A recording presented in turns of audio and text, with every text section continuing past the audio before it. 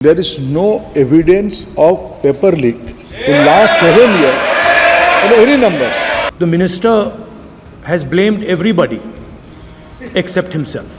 चिल्लाने से सच झूठ नहीं हो जाएगा साहब ये जो कहा गया देश की अभी की एग्जामिनेशन सिस्टम रबिश है सर, इससे दुर्भाग्यजनक बयान देश की नेता प्रतिपक्ष का कुछ नहीं हो सकता है।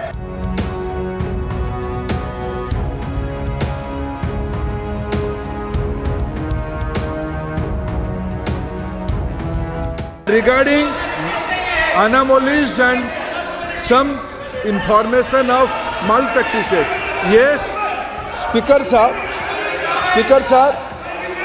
in the out of 4,700 centers, only due to proactive approach of Bihar police, only in one place in Patna and surrounding points, there is a incident of anomaly.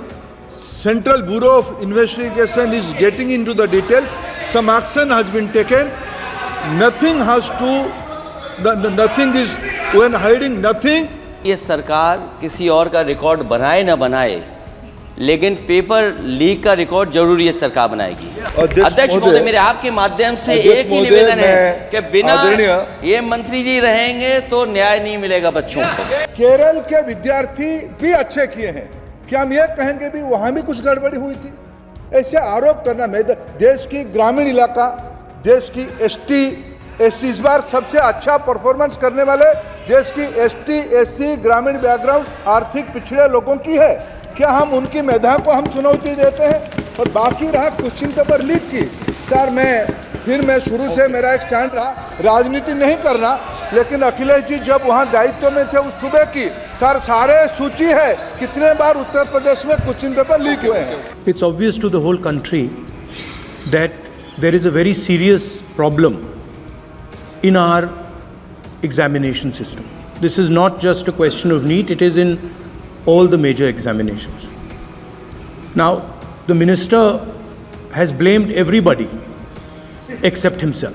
जिन्होंने रिमोट से सरकारें चलाई है, 2010 में 3 बिल आया था सर शिक्षा सुधार के लिए, उन्हीं की पार्टी के नेता आदरणीय कपिल सिब्बल साहब 3 बिल लाए थे। उसमें से एक बिल था एजुकेशन, उसमें एक बिल था prohibition of unfair practice bill 2010, जिसकी उद्देश्य एजुकेशन इंस्टीट्यूशन में माल प्रैक्टिस को बंद करना। सर मेरे सरकार की हिम्मत है, अभी हमने पब्लिक एग्जामिनेशन की रेगुलरिटीज में बिल लाए, कानून बनाए। क्या मजबूरी था कांग्रेस पार्टी की, क्या मजबूरी था नेता प्रतिपक्ष की? उन्होंने उस बिल को उल्टा किया, किसके दबाव में उल्टा किया? क्या निजी मेडिकल कॉलेज की दबाव में, उनकी घूसखोरी की दबाव में उन्होंने उस बिल को उल्टा किया था?